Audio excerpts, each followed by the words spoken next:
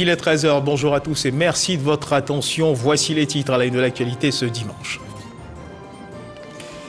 Le président de la République, Alassane Ouattara, se trouve depuis hier samedi à Accra, au Ghana, où il prend part ce dimanche 9 janvier 2022 à un sommet extraordinaire des chefs d'État et de gouvernement de la CEDEAO sur la situation socio-politique au Mali, suivi d'un sommet extraordinaire des chefs d'État et de gouvernement de l'Union économique et monétaire ouest-africaine, UEMOA. Dans la ville de Gagnoa, les opérateurs économiques sont formés sur la réglementation, les procédures et les recours des marchés publics. Formation initiée par la Chambre de commerce et d'industrie de Côte d'Ivoire en collaboration avec la Commission régionale des droits de l'homme.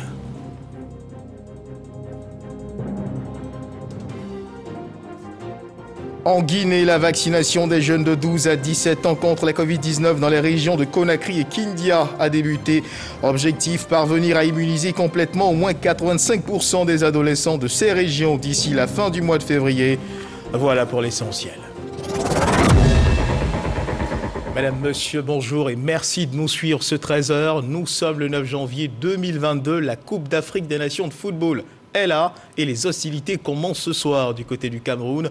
Nous voulons, dès l'entame de cette édition, vous inviter à vous replonger dans ce souvenir du 8 février 2015, cette nuit où l'équipe nationale de football de Côte d'Ivoire a réussi à se hisser sur le toit du football continental en arrachant sa deuxième étoile de championne d'Afrique de football catégorie senior. De jeunes garçons déterminés à défendre les couleurs nationales dans l'arène du jeu. Aujourd'hui, c'est un nouveau commando composé de joueurs déterminés de l'équipe nationale qui part à la conquête d'un troisième titre de champion d'Afrique pour la Côte d'Ivoire. Dans quel état d'esprit ? Quelles sont les conditions et ressources déployées autour de cette équipe nationale de football pour lui permettre d'affronter sereinement cette compétition ?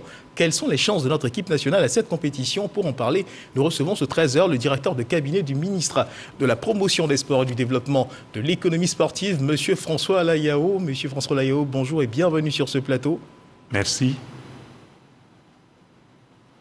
Et on parlera avec vous justement des chances de notre équipe nationale à cette compétition africaine. Le sport, on le sait, déchaîne les passions, réveille, ravive les émotions. Et juste avant d'entrer dans le vif du sujet, regardons ensemble du côté de Accra, au Ghana, où le chef de l'État, Alassane Ouattara, se trouve depuis hier.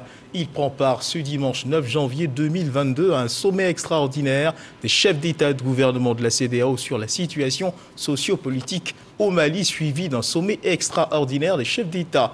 Le gouvernement de l'Union économique et monétaire ouest-africaine, UEMOA, le président Alassane Ouattara qui regagnera Abidjan dès la fin de ces différentes rencontres.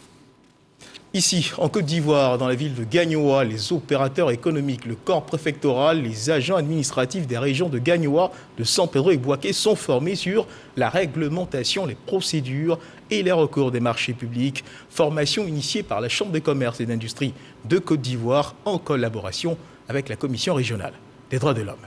Abou Sanogo. 2 jours de formation sur la réglementation des marchés publics, procédures et recours. Une approche que la Chambre de commerce de l'industrie de Côte d'Ivoire, section Go et la Commission régionale des droits de l'homme veulent porter à la connaissance du corps préfectoral, des opérateurs économiques et de l'administration publique. Les opérateurs économiques avaient besoin de ces informations. Alors, ils se sont réjouis principalement donc des mesures d'assouplissement, de facilitation déployées, prises par le gouvernement pour faciliter leur accès au marché public qui constituent vraiment des opportunités très intéressantes. Il était important de présenter aussi la Chambre de commerce et d'industrie en tant qu'institution de la République, gérée par des pouvoirs des privés, de présenter ces institutions à nos autorités administratives de la région et profiter de former les opérateurs sur les procédures de passation des marchés publics comme source de ressources pour relancer l'économie régionale. La deuxième journée consacrée aux opérateurs économiques s'est voulu un cadre pour instruire les participants sur les procédures de passation des marchés publics ainsi que les recours. Nous, opérateurs économiques, nous n'avons pas d'informations concernant les marchés publics.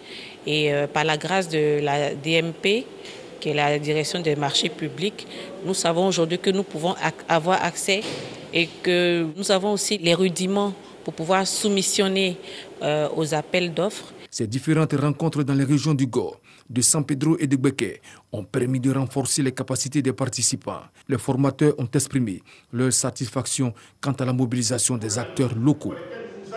Et il serait bien difficile de mettre en œuvre les recommandations ici de cette formation si l'on souffre d'une santé fragile. Il faut redoubler donc de vigilance. La Covid-19 est encore présente en Côte d'Ivoire.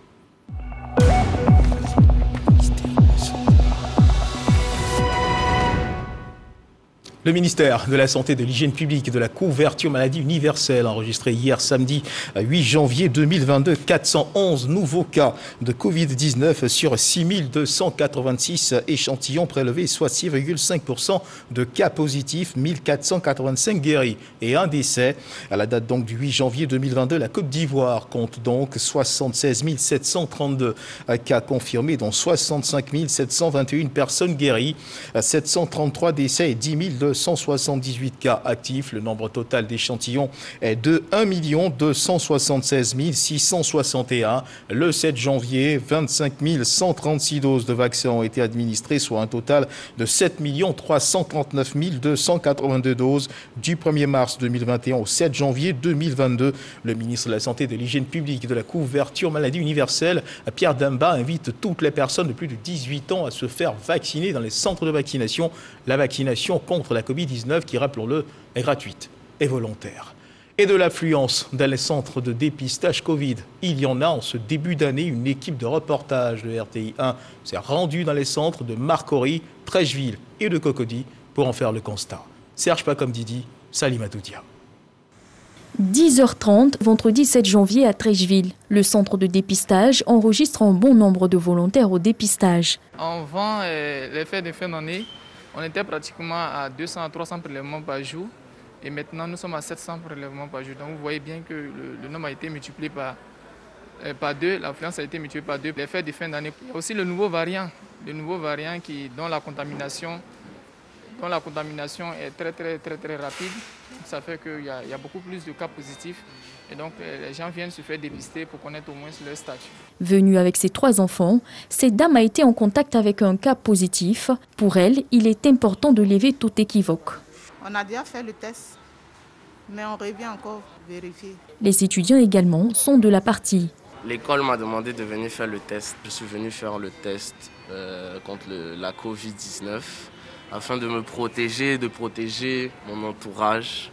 Le cap est mis sur le centre de dépistage de la commune de Marcory, qui connaît également une affluence après la période des fêtes. Constaté une grippe saisonnière. Qui a pris carrément pratiquement toute la ville d'Abidjan.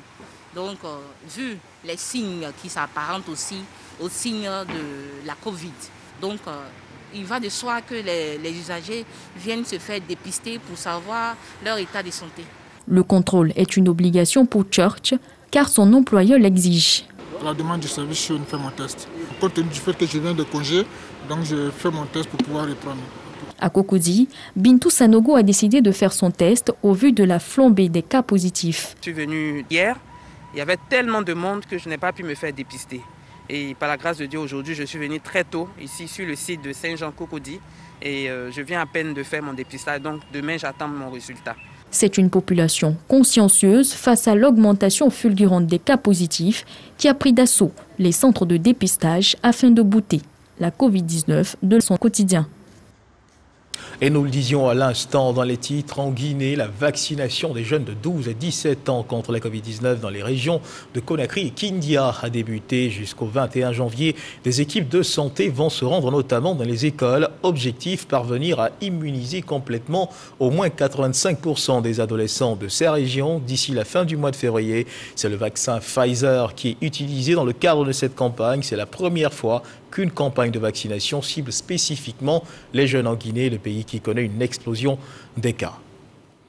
Retour en Côte d'Ivoire pour parler justement de dynamisme, un nouveau dynamisme de développement pour Guiembé, commune située dans la région du Poro, réhabilitation d'infrastructures, reprofilage des voies et l'extension du réseau électrique, des actions du conseil municipal de Guiembé. Il s'agit de répondre aux exigences de communes modernes. Kader Sokotogo. Guiembé, commune, la région du Poro, au rythme du développement. Un progrès matérialisé par l'extension du réseau électrique dans les quartiers, le reprofilage des voies au sein de la ville, la réhabilitation de la maternité et un don d'une ambulance à l'hôpital général de la localité. Des initiatives à l'actif du conseil municipal.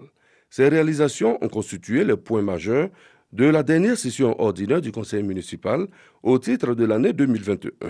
Une réunion municipale tenue en présence de toutes les couches sociales de Guimbé. Occasion pour les conseillers municipaux d'adopter le budget prévisionnel de 2022 qui s'équilibre en dépenses et en recettes à plus de 245 millions de francs CFA. Pour le maire de la commune, cela s'inscrit désormais dans un nouveau dynamisme de développement moderne. Il s'agira d'accentuer nos actions de développement sur les secteurs sociaux comme nous l'avons dit. Nous allons continuer à construire et à réhabiliter les dispositifs scolaires existants. Nous allons continuer à construire des écoles pour nos enfants. L'équipe municipale de Guimbé prévoit d'énormes investissements pour le bien-être des populations en 2022. Il s'agit de répondre aux exigences des communes modernes. Promouvoir le leadership et l'art oratoire, c'est l'objectif du JPOT 2021. Le JPOT, c'est un jeu concours oratoire initié par une organisation dénommée Toastmasters International. Ce concours d'art oratoire s'inscrit dans le cadre d'activités marquant la 25 années d'existence de cette organisation. Astotore Danyogo. Se donner les moyens de parvenir à un club dynamique dont les activités ont un impact social visible. Un objectif que Toastmasters compte atteindre à travers la 4e édition des Journées Portes Ouvertes. Ces Journées Portes Ouvertes qui se tiennent sur 5 jours sont l'occasion de s'ouvrir à la Côte d'Ivoire et au monde. Faire découvrir la méthode Toastmasters à la population, notamment aux entreprises et aux particuliers. Aujourd'hui, donc, nous sommes ouverts et nous avons de bonnes perspectives pour la création d'autres clubs. Parce que Toastmasters International, voulant s'étendre, il nous faut créer d'autres clubs. Il nous faut nous faire connaître davantage. Et notre objectif, c'est d'aller dans les villes de l'intérieur pour que Toastmasters International soit connu là-bas aussi. Toastmasters International est une association mondiale dont le but est de promouvoir l'art oratoire. Elle aide dans la prise de parole en public et le leadership. Merci beaucoup pour cette pensée non seulement forte, mais surtout profonde.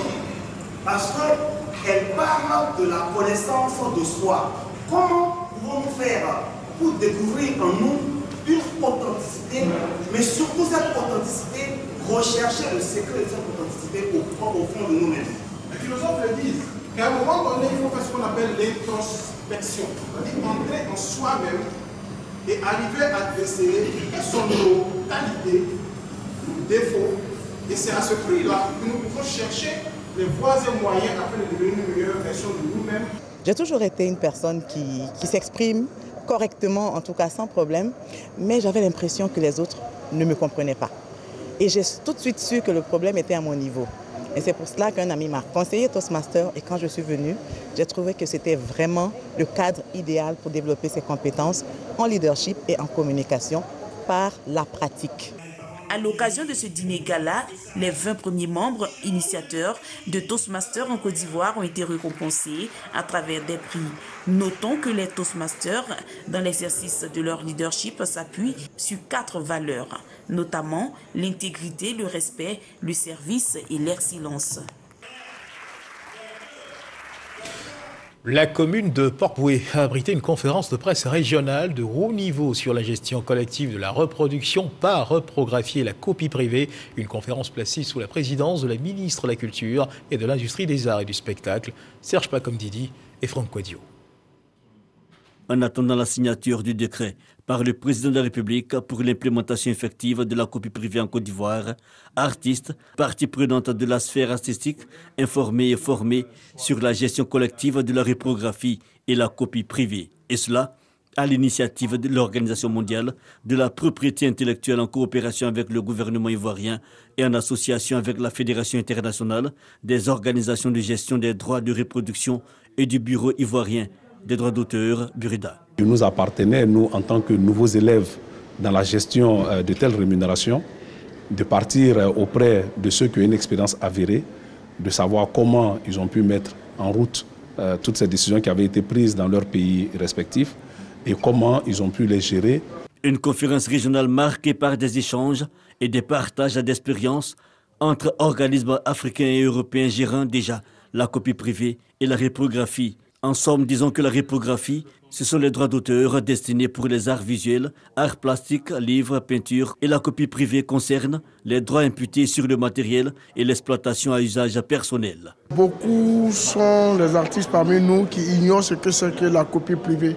Donc pour éviter qu'il y ait des bisbilles ou qu'il y ait des incompréhensions, c'est bien de venir à ces séminaires-là, ces cadres de formation-là, pour savoir ce qu'est vraiment la copie privée et puis aussi avoir les outils nécessaires pour pouvoir mener cette campagne de communication. La ministre de la Culture, de l'Industrie des Arts et du Spectacle exprime son engagement et son satisfait.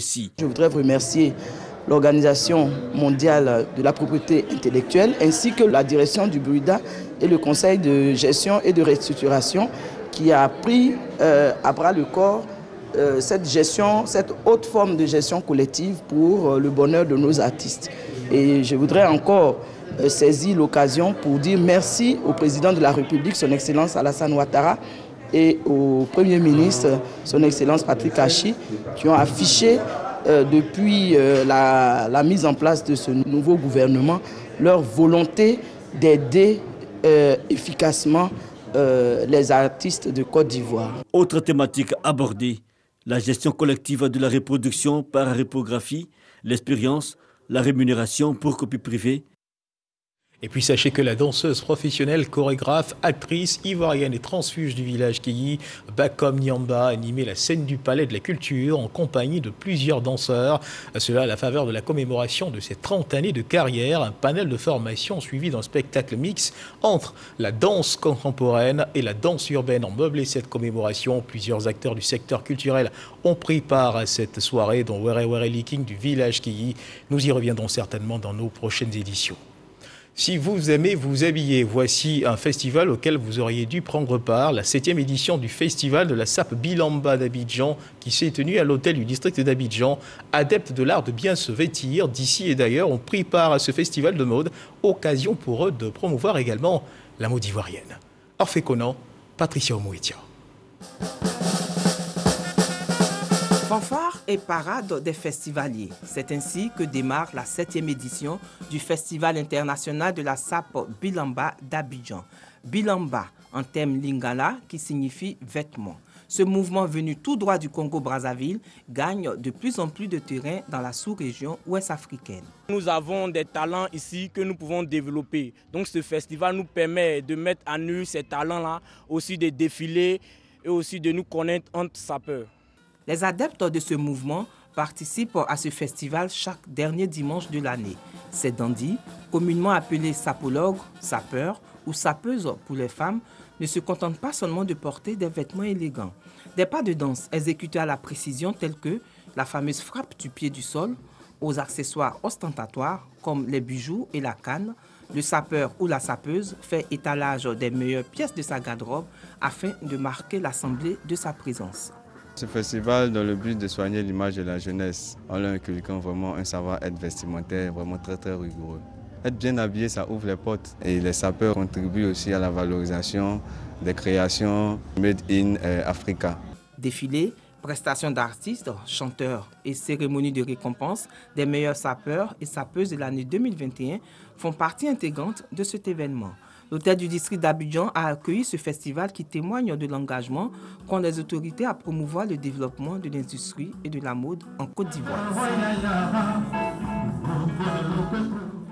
Voilà, et loin de ces ballets des sapeurs abidjanais, sachez qu'au cours d'une cérémonie d'affiliation de nouveaux membres, la jeune chambre Abidjan Prestige a procédé à la nomination d'un de ses présidents, durée de son mandat, 1 an. Une nomination qui s'inscrit dans un contexte d'élargissement du champ d'action de la Jeune Chambre internationale.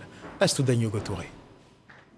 Devant un parterre d'invités officiels, de partenaires et en présence de membres dévoués, le bureau exécutif du comité directeur local de la Jeune Chambre internationale Abidjan Prestige a été installé pour mener à bien les nombreux projets de la mandature 2022. Le ministre en charge du renforcement des capacités et de la bonne gouvernance a été choisi à dessein pour parrainer ce mandat. En cette année 2022, nous avons décidé de mettre cette mandature sur le sceau de l'excellence au service de notre communauté.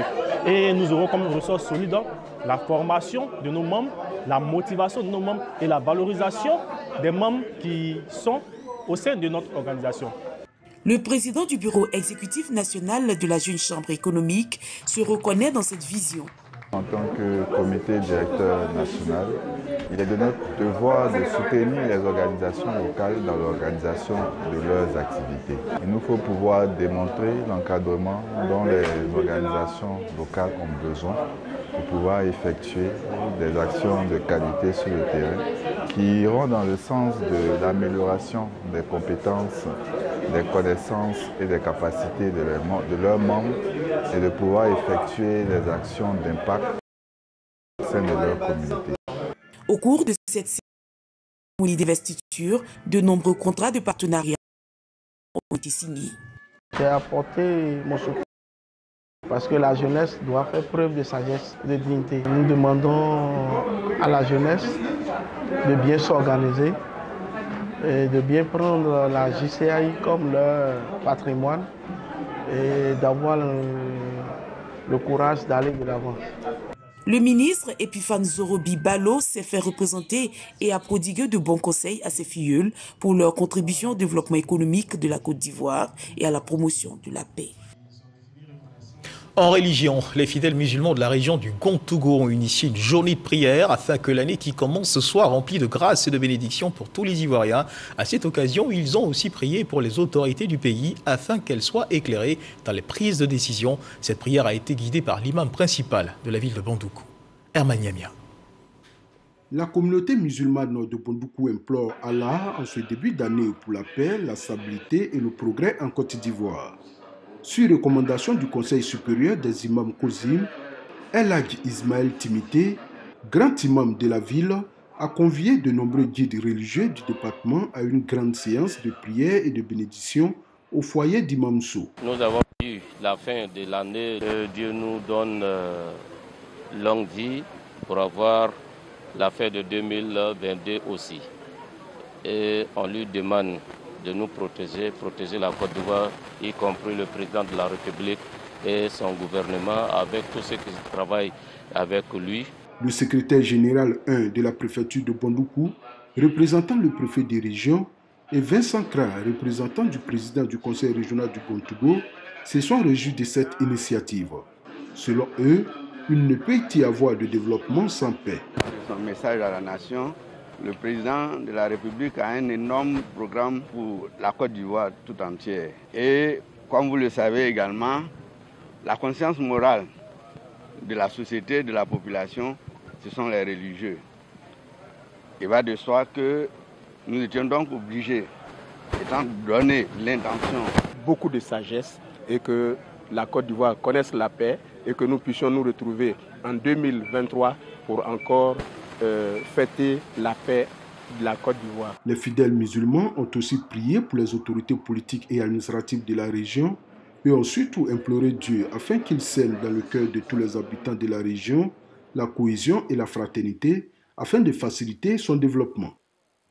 Et dans le fil de l'actualité, cette page noire, cette triste nouvelle, ce drame à San Pedro, 9 personnes d'une même famille ont péri dans la nuit d'hier à aujourd'hui dans un incendie. Pour l'heure, l'on ignore tout de l'origine de l'incendie. Le constat de Sam Konan, notre correspondant dans le Bassa-Sandra, dans nos prochaines éditions.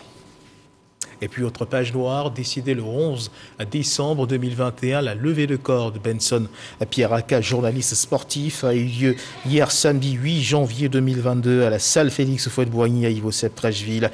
Ils étaient nombreux, ses collègues de la radiodiffusion télévision ivoirienne, des personnalités du monde sportif, des médias, de la musique, du comité de soutien aux éléphants et des membres de sa famille.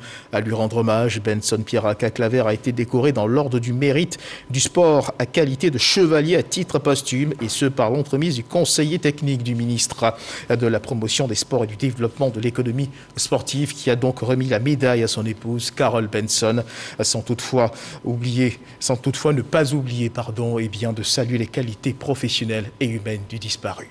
Et à l'issue des hommages, un standing ovation lui a été adressé sous les chants et bruits du Vuvuzela du comité de soutien aux éléphants, Benson Pierre Aka, qui a été conduit à sa dernière demeure au cimetière de Grand-Bassam.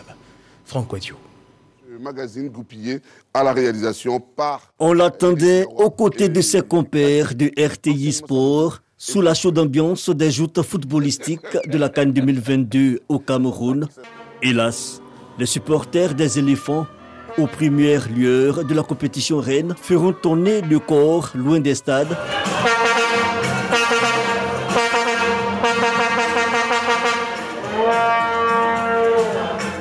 Benson Pierraka a faussé compagnie aux amis sportifs le 11 décembre dernier. Ce samedi 8 janvier est le jour de son ultime départ. Seigneur, tu es le commencement et la fin. Tu es notre seul espoir et nous croyons en la résurrection et en la vie éternelle. Tel Seigneur, envoie pitié de nous, tes enfants, et accueille notre papa béni dans ton royaume céleste. Aux côtés de la famille et de sa femme Carole et leurs 4 enfants, sa famille professionnelle, la direction générale de la RTI et son conseil d'administration, ses amis de tous les jours, tout de noir vêtus, ses anciens condisciples de l'université et du lycée, bref, tous étaient là. De même les admirateurs de la carrière de ce journaliste sportif qui fit les beaux jours de la chaîne nationale. Benson Pierraka entre à la RTI dans le milieu des années 90 et fait ses premières armes à TV2 avant de se spécialiser dans le journalisme sportif. L'homme était aussi un meneur de troupe, ex-membre du comité directeur de l'Union nationale des journalistes de Côte d'Ivoire et ex-président de la mutuelle des agents de la RTI, selon ses témoignages répétés inlassablement à la levée du corps et même quelques jours avant, lors de l'hommage de la RTI à l'université d'Abidjan, il était entier, passionné et aimait avant tout vivre, et cela dans le sens le plus humaniste du terme. Église méthodiste unie Israël de Treichville, l'officiant du jour insiste sur la nécessité de vivre dans l'esprit et de partage et de l'amour de son prochain. Des propos dont tous s'imprègnent avant le dernier au revoir. Cet au revoir nous mène au cimetière municipal de Grand Bassam. Benson Pierraka Claver s'apprête à quitter à jamais l'affection des siens. L'émotion est palpable. Même cette pluie qui tombe à dru n'altère en rien la volonté de ses proches et de ses pairs de lui offrir un dernier au revoir et l'accompagner vers sa dernière demeure. Sacré Benson, Mobali comme l'appelaient ses intimes, adieu le professionnel du micro, adieu l'artiste. Les amis du couloir, les amis de Korogo, Abradidou et Assini, Mathias Agbadou. Repose en paix, Benson Pierraka, et que la terre te soit légère. Vous pouvez sortir, mesdames et messieurs, vos vuvuzelas. Si vous les aviez rangés dans quelques heures, ce sera l'heure de la grande messe du football africain. 4 semaines de compétition, 24 équipes africaines, des journalistes et des officiels du monde entier présents pour cet événement. Le Cameroun vibrera au rythme de la Coupe d'Afrique des Nations. Et la Côte d'Ivoire y prend part, mais dans quel état d'esprit et quelles dispositions prises par le ministère des Sports pour permettre à la sélection nationale d'attaquer sereinement cette compétition. Pour en parler, nous recevons le directeur de cabinet du ministre de la Promotion des Sports et du Développement de l'économie sportive, M. François Ala Yao. Monsieur le directeur de cabinet, merci d'être avec nous sur ce plateau. Merci. Alors, quel est l'état d'esprit de nos joueurs présents au Cameroun? L'état d'esprit est bon, mais avant d'aborder de manière spécifique la participation de notre équipe nationale à cette compétition, je voudrais d'abord, nous sommes en début d'année 2022, saisir l'opportunité que vous m'offrez pour souhaiter la bonne et heureuse année à tous les sportifs ivoiriens, quels qu'ils soient, et particulièrement, événement oblige, à notre équipe nationale de football qui se trouve actuellement au Cameroun pour cette compétition dont vous venez de parler. Je voudrais aussi avoir une pensée pieuse pour l'ensemble des sportifs ou des acteurs du mouvement sportif que nous avons malheureusement perdus au cours de l'année 2021. Et au nombre de ceux-ci, des plus hautes autorités, dont l'ex-premier ministre, qui était un grand appui pour le mouvement sportif. Nous avons perdu aussi le ministre Zappa, et beaucoup d'autres sportifs, Yoro Alphonse et Lodengui. On nous a annoncé tout dernièrement le décès de Guédéba Ignace, joueur de l'équipe nationale et de l'Africa Sport.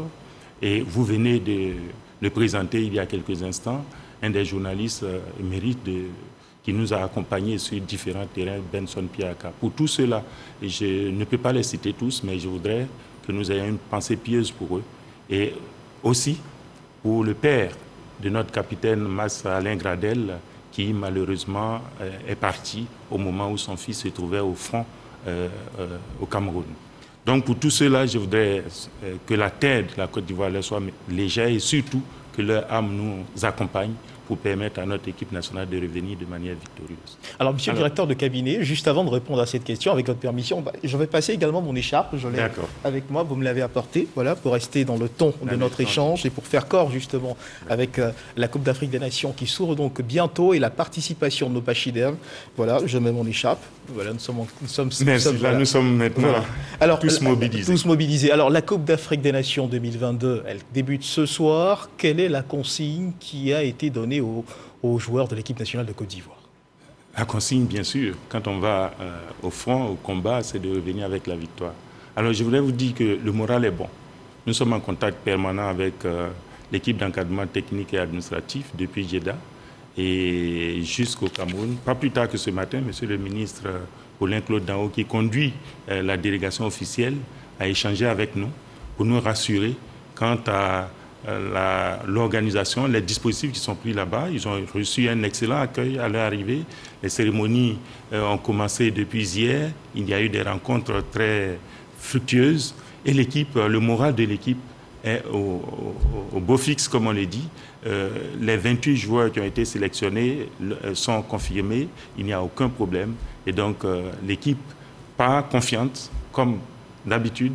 La CAN, on la connaît. La Côte d'Ivoire est un habitué de cet événement et donc les dispositions sont prises et tout le monde est à l'aise pour notre participation. Alors, quels sont les moyens qui ont été mis à disposition par le ministère pour permettre justement à l'équipe et à l'encadrement technique d'évoluer dans un environnement serein afin d'affronter en toute sérénité cette Coupe d'Afrique qui commence? Les moyens sont multiples. Il y a d'abord la préparation. Il fallait, compte tenu de la situation exceptionnelle, au lieu d'aller avec 23 joueurs comme d'habitude, nous avons étendu la liste des joueurs à 28. Et comme je l'ai dit, l'entraîneur, compte tenu des cas Covid qui s'étaient déclenchés, n'a pas hésité à susciter auprès des joueurs potentiels une préparation pour les substitutions possibles. Donc tout au niveau de l'encadrement technique, ces dispositions ont été prises. Au niveau de l'encadrement administratif, le comité de normalisation, en accord avec l'encadrement technique, a demandé à certains anciens joueurs de se rapprocher de l'équipe pour échanger avec leurs jeunes frères, pour les motiver, partager leur expérience, pour faire en sorte que ces jeunes se retrouvent. Et qui sont ces anciens joueurs? Est-ce qu'on pourrait avoir des noms? Didier Drogba, par exemple?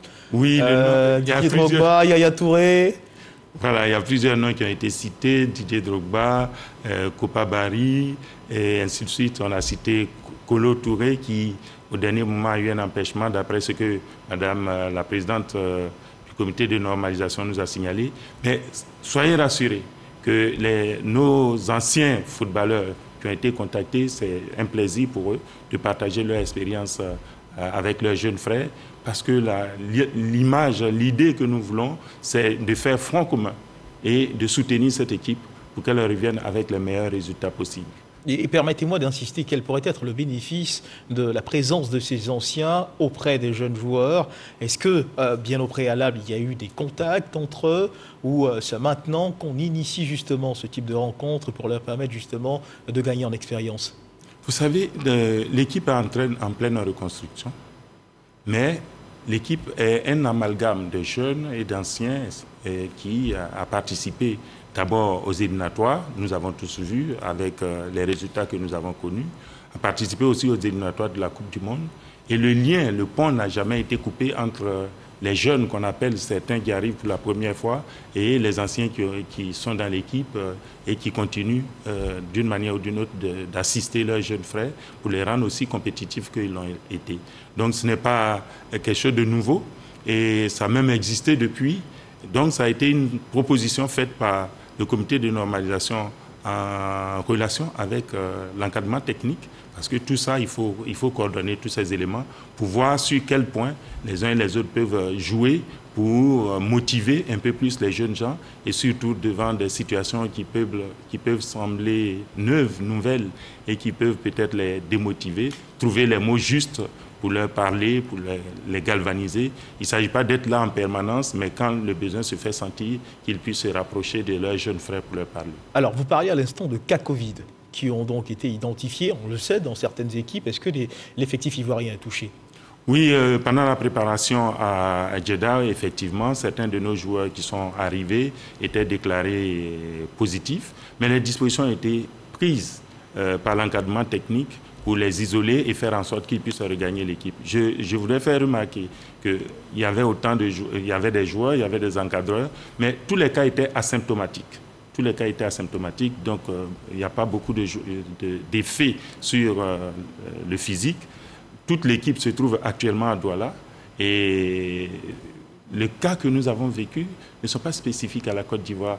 Vous écoutez un peu dans les médias, même pour le match d'ouverture, vous avez vu les résultats qui sont sortis. Ce sont des cas généralisés. C'est l'une des raisons pour lesquelles les rencontres qui avaient été prévues comme rencontres préparatoires n'ont pas pu se dérouler parce que les effectifs, d'abord, arrivaient un peu à compte-gouttes à cause du temps de libération des joueurs qui sont très actifs auprès de leur club.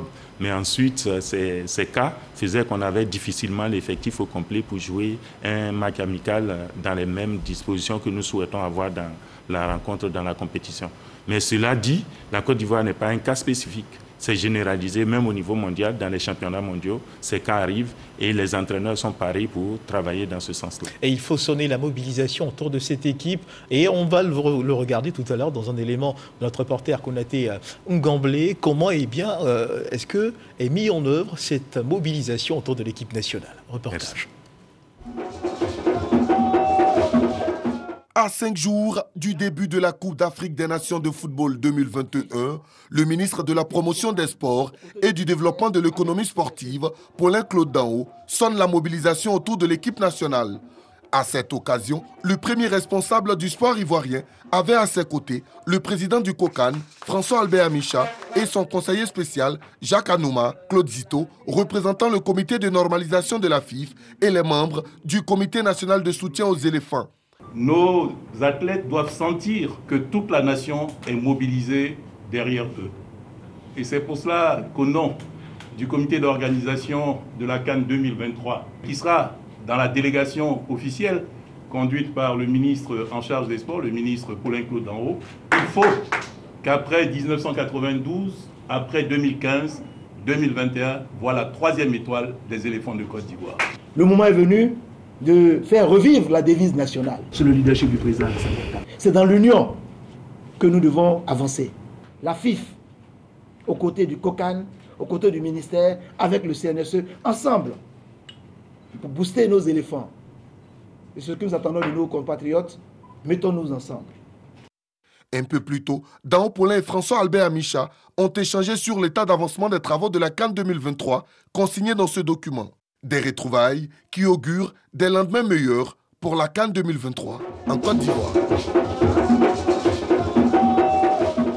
Voilà, belle ambiance dans cet élément. Alors, monsieur le directeur de cabinet, dans cet élément de Jean-Sylvain Resso de Konaté Ngamblé, on a pu mesurer combien de fois les hautes instances sportives de la Côte d'Ivoire sont déjà engagées dans la mobilisation avec cette opération Tous derrière les éléphants, n'est-ce pas?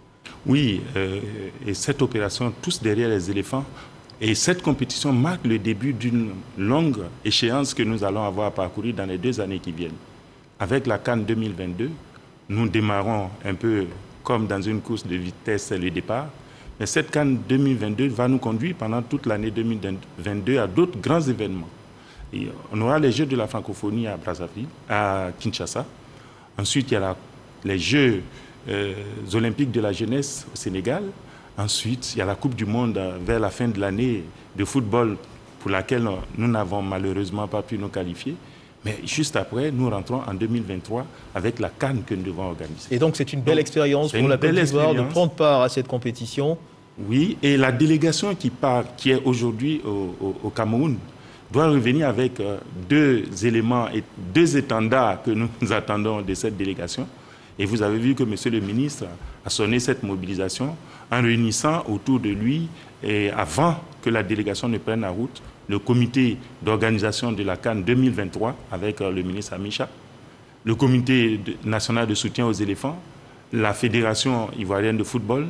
Et à travers cette séquence, c'est un message adressé à toute la nation pour dire là où on se trouve, quel que soit l'endroit où on se trouve, sur le territoire national d'abord, mais dans le monde entier, nous commençons une activité très importante pour la Côte d'Ivoire, pour l'image de la Côte d'Ivoire, pour la jeunesse de la Côte d'Ivoire, qui s'inscrit dans le processus de développement que nous avons engagé. C'est l'organisation de la CAN 2023, mais qui démarre d'abord par notre production et notre compétition au niveau de la CAN 2021 qui se joue en 2022. Mais la délégation qui est là-bas revient donc avec le flambeau de l'organisation de la CAN 2023. Mais ce que nous attendons d'elle, c'est qu'elle nous ramène aussi la Coupe d'Afrique des Nations 2021 qui se joue en 2022 pour que la Côte d'Ivoire ait la 3e étoile accrochée à son maillot. Alors, j'allais justement vous poser la question pour rester dans l'esprit de la célébration, de cette ferveur qui est donc manifeste autour des éléphants. Comment chacun d'entre nous peut contribuer à son niveau à soutenir cette action collective? Alors, comment on peut s'organiser par quartier? Est-ce que vous avez des pistes de solutions pour rendre un peu davantage cette fête encore plus brillante? Alors, cette fête du football africain. D'abord, tout ce que nous soyons Ivoiriens, où que nous nous trouvons, que ce soit sur le territoire national ou à l'extérieur, nous devons nous sentir concernés parce que c'est la jeunesse de la Côte d'Ivoire qui est engagée, c'est la Côte d'Ivoire qui est engagée dans ce processus. Et donc chacun, comme on le dit dans l'expression courante, peut tomber en brousse, faire ses prières selon ses croyances, tout ce qu'il faut pour accompagner cette équipe dans l'union. Et cette marque d'union nous a été donnée à travers le symbole qui a été donné par M. le ministre et le président du COCAN avant leur départ. Donc c'est l'union qui est l'un des éléments forts des emblèmes de la Côte d'Ivoire. C'est dans l'union qu'on peut réussir. Et donc chacun doit le faire. Mais en plus, nous lançons cet après-midi même au Palais des Sports avec le Comité national de soutien aux éléphants, les fan zones que nous allons développer et que dans chacune des localités, on devrait pouvoir développer pour permettre, au lieu de rester individuellement devant sa télé, et ainsi de suite, mais se remettre dans un environnement, ensemble, où, au moment où notre équipe va jouer, pour partager ces moments forts, même les moments de difficulté, prier ensemble, mais faire en sorte que l'équipe se sente soutenue jusqu'au dernier moment. Alors, une inquiétude des supporters ivoiriens de football, de l'équipe nationale de football, c'est bien sûr celle portant sur le cas Bobo. Alors, quelques mots là-dessus. Est-ce que vous pouvez rassurer la procédure? Allez-y, je vous ai. Oui, il n'y a rien à cacher. Ce sont des procédures qui existent dans le cadre du sport de haut niveau. C'est l'Agence mondiale antidopage qui met en place un processus de contrôle, de suivi des sportifs de haut niveau. Aujourd'hui, quand vous êtes un sportif d'un certain rang, dites-vous que ce soit à l'entraînement ou au cours d'une compétition donnée, vous pouvez être identifié pour faire un contrôle antidopage. Et quand on fait le contrôle, si le résultat est positif, on vous appelle pour vous l'expliquer, pour vous demander dans quelles conditions vous êtes retrouvé pour avoir ça. Chaque année, avant le début de l'année, il y a une liste de produits qui est diffusée par l'Agence mondiale antidopage pour informer tous les sportifs du monde que ces produits-là, si ça figure dans votre urine, dans votre sang, vous serez considéré comme positif. À partir de ce moment-là, il revient à tout sportif qui s'adresse à un médecin, quel qu'il soit, de décliner d'abord son identité de sportif de haut niveau pour que ce médecin-là, avant de lui prescrire un médicament, se réfère à cette liste pour savoir si, en consommant ce produit, ça ne va pas apparaître dans les échantillons qui vont être... Et la procédure suit son cours. La procédure suit son cours. D'accord. Bobo a été entendu. Ils vont analyser, ils vont donner leurs résultats. Mais je voudrais dire, aujourd'hui, la Côte d'Ivoire a 28 joueurs qui ont été sélectionnés. Et l'entraîneur a pris les précautions. Il y a donc de la matière. Voilà. L'entraîneur a pris des précautions pour sélectionner. D'accord. Donc, Il n'y a pas à s'inquiéter. Alors, on va terminer rapidement par cette petite question. Ce n'est un secret pour personne. Les Ivoiriens aiment leur équipe nationale. Ils la portent dans leur cœur. Sauf que, comme toute histoire d'amour, il y a des moments où il y a certains petits relâchements dus aux échecs enregistrés. Alors, est-ce que vous avez des mots particuliers pour ces supporters qui ont perdu la foi en cette équipe? Merci. C'est important. On n'a pas à rougir. Nous avons une belle génération de footballeurs. On a eu pendant une dizaine d'années, la Côte d'Ivoire était sous le toit du football africain. Et pendant cette période, on n'a pas gagné de Coupe d'Afrique. Mais on a été bon. On était même le premier africain. Ça veut dire que le football, le sport en général, il y a une dimension rationnelle, mais il y a une dimension aléa. D'accord. Mais la Côte d'Ivoire demeure en Afrique l'une des grandes nations du football. Parce que nous avons 2 étoiles collées à notre drapeau. Nous avons joué 4 finales et nous avons été au moins 2 ou 3 fois sur le podium. Alors, combien de pays... Les supporters attendent simplement que l'équipe nationale sorte des calculs et qu'elle joue son football. Vous les rassurez que les consignes ont été données dans ce sens? Oui, je voulais vous rassurer. Et c'est pour cela que la dernière Coupe d'Afrique en Égypte, nous avons terminé 4e. Mais monsieur le ministre a demandé qu'on aille accueillir ces jeunes gens pour leur dire vous avez terminé 4e au bas du podium, mais vous pouvez faire mieux, on a confiance en vous. Donc l'étape du Cameroun est une étape où on attend d'eux qu'ils confirment cette confiance placée en eux. Et donc je voulais demander aux Ivoiriens de laisser les émotions et d'aller vers les éléments forts qui peuvent nous permettre de gagner. Parce que souvent, c'est quand on n'a pas cru en cette équipe qu'elle nous a ramené la coupe. Souvenez-vous de Sénégal 92, souvenez-vous de l'équipe qui a gagné en Guinée équatoriale en 2015. Au départ, les Ivoiriens ne croyaient pas très fort. Mais c'est dans ce doute-là que si nous unissons nos prières, nous pouvons être très forts.